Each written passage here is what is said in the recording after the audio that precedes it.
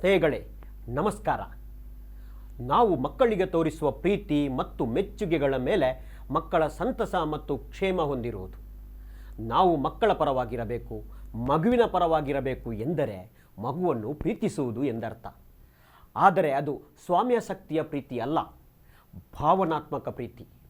ಒಟ್ಟಿನಲ್ಲಿ ಮಗುವನ್ನು ಮೆಚ್ಚುತ್ತೇವೆ ಎಂಬ ಅರಿವು ಮಗುವಿಗಾಗಬೇಕು. ಇದು ಎಸ್ ನೀಲ್ ರವರ ಮಾತು. ಮಗು ಸ್ವ ಆಸಕ್ತಿಯ ಮೇಲೆ ಬೆಳೆಯುವುದನ್ನು ಪ್ರೋತ್ಸಾಹಿಸಬೇಕು ಎನ್ನುವುದರ ಜೊತೆಗೆ ಕಳೆದ ವಾರ ಡಾಕ್ಟರ್ ಸುಕುಮಾರ ಗೌಡರ ಶಿಕ್ಷಣ ಸಿದ್ಧಾಂತಿಯ ಒಳನೋಟಗಳ ಜೊತೆ ಮಾತುಕತೆ ಮಾಡಿದೆವು. ಈ ದಿನ ಮತ್ತೆ ಸುಕುಮಾರ ಗೌಡರ ಜೊತೆ ಶಿಕ್ಷಣ ಸಿದ್ಧಾಂತದ ನಿಲುವುಗಳ ಜೊತೆ ರಾಧೇಶ್ ತೋಲ್ಪಾಡಿ ಮತ್ತು ಪೂರ್ಣಿಮಾ ನಾಯಕರವರು ಮತ್ತೆ ಚರ್ಚಿಸಲಿದ್ದಾರೆ. ಶಿಕ್ಷಣ ಸಿದ್ಧಾಂತಿಯ ಒಳನೋಟಗಳು ಹೇಗಿದೆ ತಿಳಿಯೋಣ ಬನ್ನಿ.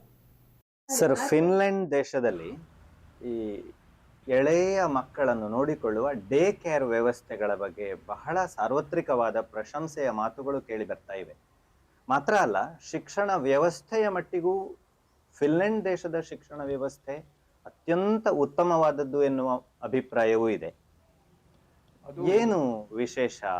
ಈಗ ಉದಾಹರಣೆಗೆ, ಮಗು ಮನೆಯಿಂದ ಶಾಲೆಗೆ ಬರುವಂತಹ ಸನ್ನಿವೇಶದಲ್ಲಿ ಶಾಲೆಯಲ್ಲಿ ಮಗುವನ್ನು ಯಾವ ರೀತಿಯಲ್ಲಿ ಸ್ವೀಕರಿಸಬೇಕು, ಆ ಆರಂಭದ ದಿನಗಳಲ್ಲಿ ಅದರ ಆರೈಕೆ ಹೇಗಿರಬೇಕು, ಶಾಲೆಯ ವಾತಾವರಣ ಹೇಗಿರಬೇಕು ಅನ್ನೋದನ್ನ ಸ್ವಲ್ಪ ಹೇಳ್ಬೋದಾ ಸರ್?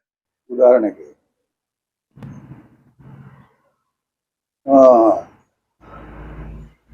ಅದು ಸ್ಕ್ಯಾಂಡಿನೇವಿಯನ್ ಕಂಟ್ರೀಸ್ ಅಂತಲೇ ಇದೆ. ಬರೀ ನಾರ್ವೆ, ಸ್ವೀಡನ್ನು, ಡೆನ್ಮಾರ್ಕು,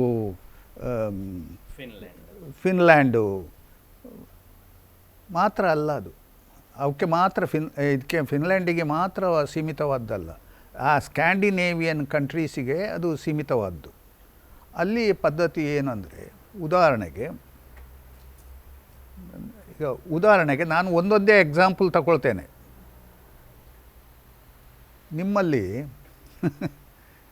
ಶಾಲೆಯಲ್ಲಿ ಟ್ರಾಫಿ ತರ್ತಾರೆ ಮಕ್ಕಳು, ಕಬಡ್ಡಿಯೋ ಅಥವಾ ಇನ್ನೊಂದರಲ್ಲಿಯೋ ವಾಲಿಬಾಲ್ನಲ್ಲಿಯೋ ಪಂದ್ಯಾಟಗಳಲ್ಲಿ ತರ್ತಾರೆ. ಅಥವಾ ಶಾಲಾ ಒಂದು ಫೋಟೋ ತೆಗೆಸುವುದರಲ್ಲಿ ಅದು ಗ್ರೂಪ್ ಫೋಟೋ ಹೌದು, ಬೀಳ್ಗೊಡೋ ಸನ್ನಿವೇಶ. ಅದು ಹೇಗೆ ಕೂತ್ಕೊಳಿಸ್ತೀರ ನೀವು? ನನಗೆ ಅದನ್ನೊಮ್ಮೆ ಹೇಳಿ. ಬೆಂಚು ಡೆಸ್ಕ್ಗಳನ್ನು ಜೋಡಿಸಿ ಎತ್ತರ ಪ್ರಕಾರ ಸರಿ, ಪ್ರಿನ್ಸಿಪಲು, ಹೆಡ್ ಮಾಸ್ಟರು ಮತ್ತು ಅವರು ಮಧ್ಯದಲ್ಲಿ ಕೂತ್ಕೊಳ್ತಾರೆ. ಹೌದು, ಇದು ಸಾರ್ವತ್ರಿಕವಾಗಿ ನಮ್ಮ ದೇಶದಲ್ಲಿ ನಡೆಯುವಂಥ ಒಂದು ಪದ್ಧತಿ. ಆದರೆ ಅಲ್ಲಿ ಹಾಗಲ್ಲ. ಅಥವಾ ಈವನ್ ಕ್ಯಾನಡಾ ಅಥವಾ ಅಮೇರಿಕಾ, USA ಇಂಥಲ್ಲಿ ಈ ದೇಶಗಳಲ್ಲಿಯೂ ಕೂಡ ಅದುವೇ ಪದ್ಧತಿ ಇರುವಂಥದ್ದು. ಏನು ಶಿಕ್ಷಕರು ಮತ್ತು ಶಿಕ್ಷಕೇತರರು ಬೇಕು ಅಂತ ಇದ್ದರೆ ಅವರನ್ನು ಬದಿಯಲ್ಲಿ ನಿಲ್ಲಿಸುವಂಥದ್ದು. ಇಲ್ಲಿ ಕೇಂದ್ರದಲ್ಲಿ ಮಕ್ಕಳು ಇರಬೇಕು. ಅಂದರೆ ಅದರ ಅರ್ಥ ಇಂಥದ್ದು, ನಾವು ನಿಮಗೆ ಪ್ರೊಟೆಕ್ಷನ್ ಕೊಡ್ತೇವೆ, ನಾವು ನಿಮಗೆ ಪ್ರೊಟೆಕ್ಷನ್, ನಮ್ಮ ಕೇರ್ನಲ್ಲಿ ಇದ್ದೀರಿ ನೀವು ಅಂತ ಅದರಲ್ಲಿ ನಾವು ಅಲ್ಲ. ಉದಾಹರಣೆಗೆ ನಾನು ಹೇಳೋದು, ಇನ್ನು ಏನಾದರೂ ಮಗು ಬಿದ್ದೋಯ್ತು ಇದರಲ್ಲಿ ಹೌದು, ಆಗ ಆ ಶಿಕ್ಷಕರು, ನಾನು ಕಣ್ಣಾರೆ ಕಂಡಿದ್ದೇನೆ, ಇದು ಕಾಣದೆ ಹೇಳುವಂಥದ್ದು, ಊಹಾಪೋಹಗಳಿಂದ ಹೇಳುವಂಥ ವಿಚಾರವಲ್ಲ. ಆ ಶಿಕ್ಷಕಿ ಆದವಳು ಓಡಿ ಹೋಗಿ ಯಾವ ಥರ ಮಗುವನ್ನು ಎತ್ತಿಕೊಳ್ತಾಳೆ, ಇದನ್ನು ನಾವು ಗಮನಿಸಬೇಕಾಗ್ತದೆ. ಇದು ಅಲ್ಲಿಯ ಶಿಕ್ಷಣವನ್ನು ನೀವು ಫಿನ್ಲ್ಯಾಂಡ್ ಮಾತ್ರವಲ್ಲಪ್ಪ, ಅದು ಸ್ಕ್ಯಾಂಡಿನೇವಿಯನ್ ಕಂಟ್ರೀಸು, ಆ ಸ್ಕ್ಯಾಂಡಿನೇವಿಯನ್ ಕಂಟ್ರೀಸ್ಗಳ ಒಂದು ಮುಖ್ಯ ಗುಣಲಕ್ಷಣ ಅದು. ಇನ್ನು ಅವರು ಇನ್ನೊಂದು 7ನೇ ತರಗತಿಗೆ ಪ್ರವೇಶ ಇರುವುದೇ ಅದು 7ಕ್ಕೆ.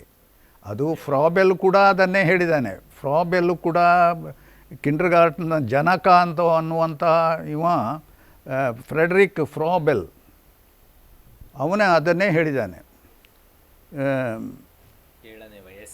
7ನೇ ವಯಸ್ಸಿಗೆ ಅಂದರೆ ಈ ಆಟೋಟಗಳಲ್ಲಿ ಪಳಗಿದ್ದಾಗ ಸಾಕಷ್ಟು ಆಟೋಟ ಇದರಲ್ಲಿ ಬೆಳೆದ ಮೇಲೆ ಮಗುವನ್ನು ಮತ್ತೆ ಫಾರ್ಮಲ್ ಎಜುಕೇಷನಿಗೆ ಹಾಕಬಹುದು ಅಂತ. ಅದು ಫ್ರೆಡರಿಕ್ ಫ್ರಾಬೆಲ್ ಎಂದು. ಇನ್ನು ಎಂಥದ್ದು ಆ ಥರ ಅದೇ ಮಗುವನ್ನು ಹೇಗೆ ವೆಲ್ಕಮ್ ಮಾಡಬೇಕು ಅಂತ ಹೇಳಿ ಸರ್ ಮಾತನಾಡಿದ್ರು. ಆಗ ನನಗೆ ಒಂದು ಮನಸ್ಸಿಗೆ ಬರೋದು ಅಂದರೆ ಆಕರ್ಷಣೆ, ಕಟ್ಟಡಗಳ ಆಕರ್ಷಣೆ ಇರ್ಬೋದು, ಯಾವುದೇ ಭೌತಿಕ ಅಂಶಗಳು ಇದರಲ್ಲಿ ಏನಾದರೂ ಪಾತ್ರ ವಹಿಸ್ತವ? ಭೌತಿಕ ಅಂಶಗಳು ಎಷ್ಟು ಬೇಕೋ ಅಷ್ಟರಲ್ಲಿ ಬೇಕು, ಸಾಕು. ವಿಪರೀತಕ್ಕೂ ಹೋಗಬಾರ್ದು. ಅಂದರೆ ಇತ್ತೀಚಿನ ಶಾಲೆಗಳನ್ನೆಲ್ಲ ಅಟ್ರಾಕ್ಟಿವ್ ಮಾಡೋದಂದ್ರೆ AC ರೂಮ್ಗಳನ್ನು ಪ್ರೊವೈಡ್ ಮಾಡೋದು ಮಕ್ಕಳಿಗೆ. ಹಾಗೇನಿಲ್ಲ. AC ರೂಮ್ಗಳು, ಸಾಕಷ್ಟು ಗಾಳಿ ಬೆಳಕು, ಆಕರ್ಷಣೆ ಅದೇ ಆಗಿಬಿಟ್ಟಿದೆ ಇವತ್ತಿನ ದಿನದಲ್ಲಿ. ಸಾಕಷ್ಟು ಗಾಳಿ ಬೆಳಕು ಇರುವಂಥದ್ದು ಒಂದು ಕೊಠಡಿಗಳು. ಇನ್ನು ಅದನ್ನು ಹೇಳಿದ್ದು ನೀವು ಒಳ್ಳೆಯದಾಯಿತು. ಯಾವತ್ತೂ ಯಾವ ಶಾಲೆಗೆ ಒಂದು ಲ್ಯಾಬಾರಟರಿ ಇಲ್ವೋ ಅದು ಶಾಲೆಯೇ ಆಗುವುದಿಲ್ಲ. ಇನ್ನೊಂದು, ಶಾಲೆಗೆ ಪ್ಲೇ ಗ್ರೌಂಡ್ ಅನ್ನುವಂಥದ್ದು ಬೇಕು. ಇಂದು ಈ ಪೇಟೆಯ ಶಾಲೆಗಳಿಗೆ ಎಲ್ಲಿ ಪ್ಲೇ ಗ್ರೌಂಡು ಎಲ್ಲಿ ಇದೆ? ಇಲ್ಲ, ಆ ಆಟದ ಮೈದಾನಗಳೇ ಇಲ್ಲ. ಇನ್ನು ಅವರಿಗೆ ಬೇಡ ಅಂತ ಇವರೇ ಟೀಚರ್ಸ್ಗಳೇ ಅದನ್ನು ಸಿದ್ಧ ಮಾಡಿದಂಥ ಒಂದು ಉತ್ತರ. ಅವರಿಗೆ ಹೌದು, ಗಲಾಟೆ ಆಗುತ್ತದೆ ಪಾಠ ಕೇಳಲಿಕ್ಕೆ ಅವರು ಸಿದ್ಧರಿರುವುದಿಲ್ಲ ಅಂತ. ಹೌದು. ಇನ್ನು ಮುಖ್ಯವಾಗಿ ಅವರ ಪೌಷ್ಟಿಕಾಂಶ, ಮಿಡ್ ಡೇ ಮೀಲ್ಸ್ ಅಲ್ಲ, ಅದು ಕೆಲವು ಒಟ್ಟಾರೆ ಸಗಟಾಗಿ ಬಳಸ್ತಾ ಇದ್ದಾರೆ. ಯಾವುದು? ಐರನ್ ಟ್ಯಾಬ್ಲೆಟ್ಸು, ಎಗ್ಗು ಬೇಕಾದವನಿಗೆ ನಿಮ್ಗೆ ಅದು ಹೇಗೆ ಪದ್ಧತಿ ನಡೀತದೋ ಅಂತ ಗೊತ್ತಿಲ್ಲ. ಸ್ವೀಕಾರ ಮಾಡಬಹುದು, ಇಲ್ಲದೇ ಇದ್ದ ಮಕ್ಕಳಿಗೆ ಬಾಳೆಹಣ್ಣು, ಚಿಕ್ಕಿ ಮುಂತಾದವುಗಳನ್ನು ಕೊಡ್ತೇವೆ. ಅದು ಚಿಕ್ಕಿಯಲ್ಲಿ ಕೂಡ ಇದು ಯಾವುದು ಪೀನಟ್ ಇರುವಂಥದ್ದು, ಅದು ಒಳ್ಳೆ ಸತ್ವಾಂಶ ಇರುವಂಥದ್ದು. ಇನ್ನು ಅವರನ್ನು ಕಾಲಕ್ಕೆ ಸರಿಯಾಗಿ ನಾನು ದೈಹಿಕವಾಗಿ ನೋಡಿಕೊಳ್ಬೇಕಾಗ್ತದೆ ಅಂತ. ವಿಸಿಟರ್ಸು, ಡಾಕ್ಟರ್ಸು ಬಂದು ಚೆಕ್ ಮಾಡಬೇಕಾಗ್ತದೆ. ಇದು ಎಲ್ಲಾದರೂ ಉಂಟೋ? ಇದು ನೀವು ಆಗ ಕೇಳಿದ ಪ್ರಶ್ನೆಗೆ ಅದು ಪೂರಕವಾಗಿ ಒಂದನ್ನು ಕೊಡುವಂಥದ್ದು. ಎಂಥದ್ದು ಅದು ಆರೋಗ್ಯ ಇಲಾಖೆ ಅದು ಆಗುವುದಿಲ್ಲ, ಅದು ಅಲ್ಲ. ಇನ್ನೊಂದು ಮುಖ್ಯವಾಗಿ ಟ್ರಾನ್ಸ್ಪೋರ್ಟೇಷನ್. ನಿಮಗೆ ಹಳ್ಳಿಗಾಡಿನ ಗ್ರಾಮೀಣ ಪ್ರದೇಶದ ಮಕ್ಕಳಿಗೆ ಇಂದು ಟ್ರಾನ್ಸ್ಪೋರ್ಟೇಷನ್ ಈಸ್ ಎಸೆನ್ಷಿಯಲ್ ಥಿಂಗ್. ಅದು ಭಾಳ ಮುಖ್ಯವಾದ್ದು. ಬಸ್ಸಿಗೆ ಕಾದು ಕೊನೆಗೆ ಬಸ್ಸು ಓಡಿಸಿತು, ಅದು ಜನ ಫುಲ್ ಆಯಿತು ಅಂತ ಹೇಳ್ಕೊಂಡು ಅದು ಓಡಿಸಿ ಆಯಿತು. ಇದನ್ನು ನೀವು ಗ್ರಾಮೀಣ ಪ್ರದೇಶದ ಕೆಲವು ಮಕ್ಕಳ ವಿಚಾರವಾಗಿ ನೀವು ಯೋಚನೆ ಮಾಡಿದ್ದೀರೋ? ಇಲ್ಲ. ಅಥವಾ ನಿಮ್ಮ ಹೆಡ್ ಮಾಸ್ಟರ್ ಮೀಟಿಂಗ್ನಲ್ಲಿ ಏನಾದರೂ ಬಂತು, ಅದು ಎಲ್ಲಿಯೂ ಬರುವುದಿಲ್ಲ. ಅದು ಅಗತ್ಯವೇ ಇಲ್ಲ ಅಂತ. ಅದು ಅವರು ಲುಕ್ಔಟ್, ಅದು ಅವರ ದೇರ್ ಓನ್ ಲುಕ್ಔಟ್. ನಮ್ಮ ಶಾಲೆಯಲ್ಲಿ, ನಾನು ಆ್ಯಕ್ಚುಲಿ ಗುರುವಾಯನಕೆರೆ ಶಾಲೆಯ ಟೀಚರ್, ನಮ್ಮ ಶಾಲೆಗೆ ತುಂಬ ಇಂಟೀರಿಯರ್ ಪ್ಲೇಸ್ನಿಂದ ಮಕ್ಕಳು ಬರ್ತಾರೆ. ಆ ಸಮಸ್ಯೆಯನ್ನು ನೋಡಿ ಅವರಿಗೆ ಬಸ್ ವ್ಯವಸ್ಥೆ ಇಲ್ಲ, ಈ ಥರ ಎಲ್ಲ ಇರುವಾಗ ನಮ್ಮ ಶಾಲೆಯ ಟೀಚರ್ಸೇ ಎಲ್ಲ ಮಾತನಾಡಿಕೊಂಡು ಅವರದೇ ನಾಯಕತ್ವದಲ್ಲಿ ಒಂದು ವ್ಯಾನನ್ನು ಮಾಡಿದ್ದಾರೆ. ಹಾಗೆ ಆ ಏರಿಯಾದ ಮಕ್ಕಳನ್ನು ಅವರು ಕರ್ಕೊಂಡು ಬರ್ತಾರೆ, ಪೇರೆಂಟ್ಸ್ ಪೇಮೆಂಟ್ ಮಾಡ್ತಾರೆ. ತೀರಾ ಒಂದು ಮಗುವಿಗೆ ಶಕ್ತಿ ಇಲ್ಲ ಅಂತ ಹೇಳಿದರೆ ಅದನ್ನು ಶಿಕ್ಷಕರು ಕೂಡ ಬೇರ್ ಮಾಡುವ ಒಂದು ವ್ಯವಸ್ಥೆ ಮಾಡಿದ್ದೇವೆ ನಾವು, ಮಗು ಒಂದು ಶಾಲೆಗೆ ಬರುವ ಉದ್ದೇಶವೇ ಅದು ಮುಖ್ಯ. ಈಗ ಉದಾಹರಣೆಗೆ ನಿಮ್ಮ SDMC ಏನು ಮಾಡ್ತದೆ? ಇದರ ಕಡೆ ಗಮನ ಏನಾದ್ರು ಹೋಗ್ತದೋ? SDMC ಮೀಟಿಂಗ್ನಲ್ಲಿ ಏನೂ ಇಲ್ಲ. Transportation is not A problem at all. ಅದು ಎಸೆನ್ಷಿಯಲ್ ಪ್ರಾಬ್ಲಮ್ ಅಲ್ಲ. ಅದು ಮಕ್ಕಳು ಎಷ್ಟು ಬೆಳಿಗ್ಗೆಯಿಂದ 8 ಗಂಟೆಯಿಂದ 8:30ವರೆಗೆ ಕಾದು ಅಲ್ಲಿ ಮತ್ತೆ ಮನೆಗೆ ಎದ್ದು ಹೋಗ್ತಾರೆ ಆಚೆ. ಮತ್ತೆ ಎಲ್ಲಿಗೆ ಹೋಗುದವರು? ಮತ್ತೆ ಬರುವಾಗ ಲೇಟ್ ಆದ್ರೆ ಟೀಚರ್ಸ್ ಹತ್ರ ಸಹ ಕೇಳಿಸಿಕೊಳ್ಬೇಕಾಗ್ತದೆ, ಶಾಲೆಯಲ್ಲಿ ತಪ್ಪಿಸಿ ಬಂದಿದ್ಯಾ ಅಂತ ಹೇಳಿ.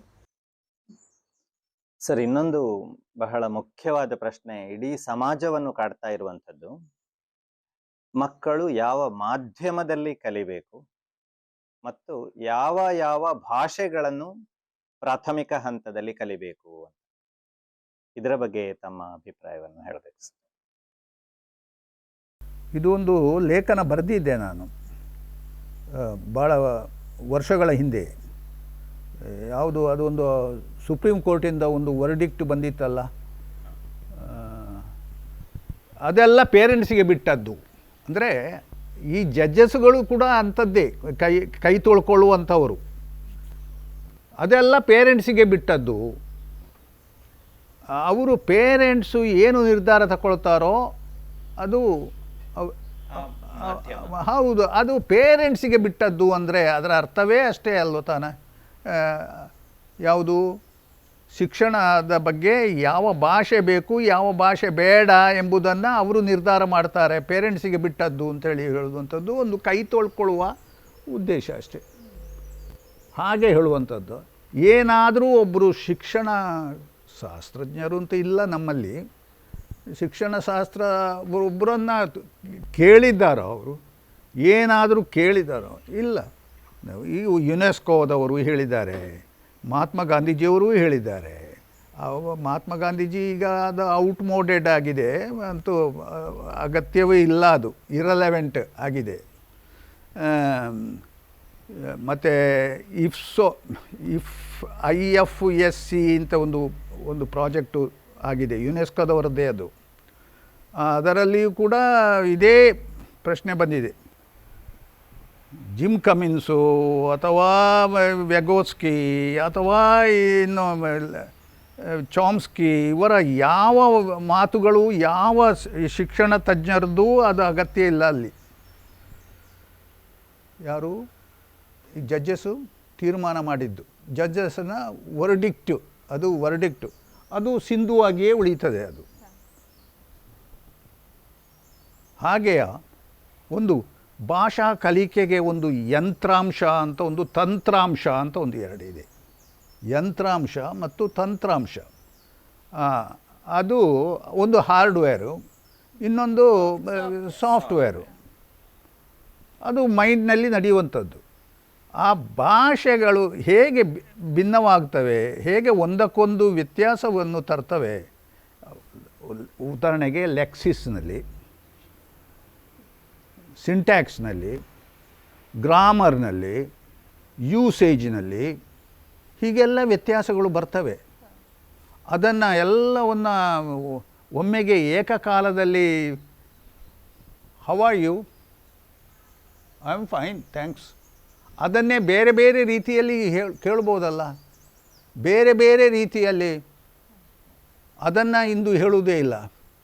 ಹೌ ಆರ್ ಯು ಟೀಚರಿಗೆ, ಟೀಚರು ಹೇಳಿದಂಥದ್ದನ್ನು ಹೌ ಆರ್ ಯು ಅನ್ನುವುದನ್ನೇ ಅದನ್ನೇ ಬಾಯ್ಪಾಠ ಮಾಡಿಸುವಂಥದ್ದೇ ಒಂದು ಪದ್ಧತಿಯಲ್ಲಿ ಹೋಗ್ತಾ ಇದೆ ಇಂದು. ಆದ್ದರಿಂದ ನಾನು ಹೆಚ್ಚಿಗೆ ಹೇಳಿದ್ದು ಅಂತ ಗೊತ್ತಾಗೋದಿಲ್ಲ. ನೀವು ನನಗೆ ಈಗ ಏನದು ಮಾಧ್ಯಮ ಸರ್, ಮಾಧ್ಯಮದ ಬಗ್ಗೆ ಹೇಳುವಾಗ ಹೌದು, ಮಾಧ್ಯಮ ಮಗುವಿನ ಮಾತೃಭಾಷೆ, ಮಗುವಿನ, ನಾನು ಮಾತೃಭಾಷೆ ಪಿತೃಭಾಷೆ ಅಂತ ನಾನು ಬಳಸುವುದಿಲ್ಲ. ಚಿರಪರಿಚಿತ ಭಾಷೆ ಅದು ಆಗಿರಬೇಕು. ಆ ಭಾಷೆಯಲ್ಲಿಯೇ ಸಂವಹನ, ಕ್ಲಾಸ್ ರೂಮಿನ ತರಗತಿಯ ಸಂವಹನ, ಪಾಠ ಪ್ರವಚನ ನಡೆದರೆ ಅದರಲ್ಲಿಯೇ ಪ್ರಯೋಜನವಾಗ್ತದೆ. ಅದು ಹೊರತು ಇಂಗ್ಲೀಷ್ ಮೀಡಿಯಮ್ಮು ಅಥವಾ ಕನ್ನಡ ಇದು ಹಿಂದಿ ಮೀಡಿಯಮ್ಮು ಅಂತ ಎಲ್ಲ ಒತ್ತಡದಲ್ಲಿ ತುರುಕಿಸುವಂಥ ಕೆಲಸವನ್ನು ಮಾಡಬಾರ್ದು. ಭಾಷೆಯಿಂದ ಮಗುವಿಗೆ ಕಷ್ಟ ಆಗ್ತದೆ. ಇಲ್ಲಿ ಒಂದು ವಿಚಾರ, ನಾನು ಸಂಶೋಧನೆ ಎನ್ನುವ ಪ್ರಶ್ನೆ ಬರ್ತದೆ. ಈ ಸಂಶೋಧನೆ ಅಂದರೆ ಎಂಥದ್ದು? ನನಗೆ ಗೊತ್ತಿಲ್ಲದನ್ನು ಕಂಡುಕೊಳ್ಳಬೇಕು ಎಂಬ ಒಂದು ಹುಡುಕಾಟ. ಆ ಹುಡುಕಾಟದಲ್ಲಿ ಇಂದು ಯಾವುದಾದರೂ ಒಂದು, ನನಗೆ ಒಂದು ಕೆಲವು ವರ್ಷಗಳ ಹಿಂದೆ ಇಲ್ಲಿ ಜಿಲ್ಲಾಧಿಕಾರಿಯಾಗಿ ಒಬ್ಬರು ಇದ್ದರು, ಅವರ ಹೆಸರು ಹೇಳುವುದಿಲ್ಲ. ಜಿಲ್ಲಾಧಿಕಾರಿ ಅವರು ಒಂದು, ಮತ್ತು ಇನ್ನು ಇವರ ಇದು ಗೊತ್ತಲ್ಲ ನಿಮಗೆ ಗೊತ್ತಲ್ವೋ ಯಾವುದು DDPI ಇವರು ಸಾರ್ವಜನಿಕ ಶಿಕ್ಷಣ ಇಲಾಖೆ ಅವರು ಒಟ್ಟು ಸೇರ್ತಾರೆ. ನಮ್ಮ ದಕ್ಷಿಣ ಕನ್ನಡದಲ್ಲಿ, ಅದರಲ್ಲಿಯೂ ಮಂಗಳೂರು ತಾಲೂಕಿನಲ್ಲಿ ಯಾಕೆ ಇದು ಕಡಿಮೆಯಾಗಿದೆ ಅಂದರೆ, ಆ ವರ್ಷ ಯಾವುದೋ ಕಾರಣಾಂತರಗಳಿಂದ, ನಿಮಗೆ ಅದು ಗೊತ್ತಿರಬೇಕು, ಬೀದರವೋ ಅಥವಾ ಗುಲ್ಬರ್ಗವೋ ಅಂತ ನಡೆದಿದೆ, ಅದು ಅಲ್ಲಿ ಆಗಿದೆ ಅಂತೆ. ಅದು ಏನು ಕಾರಣವೋ ಅದು ನಿಮಗೆ ಊಹಿಸಿಕೊಳ್ಳಬಹುದು ನೀವು ಅದನ್ನು. ಹೀಗೆ ನಡೆಯಿತು. ಇಲ್ಲಿಯುವುದು ಇದು ಈ ಪದ್ಧತಿಯು ಕೂಡ ಸರಿಯಾದುದಲ್ಲ. ಯಾವ ಪದ್ಧತಿ? ನಮ್ಮ ಪರೀಕ್ಷೆಗೆ ತಯಾರು ಮಾಡುವಂಥದ್ದು ಅಥವಾ ಇದು ಯಾವುದು ನಮ್ಮದು ಸರಿಯಲ್ಲ ಅದು. ಆದರೆ ಅದಕ್ಕೆ ಒಂದು ಮೀಟಿಂಗ್ ಕರೆದರು, ಒಂದು ದಿವಸದ ಮೀಟಿಂಗು.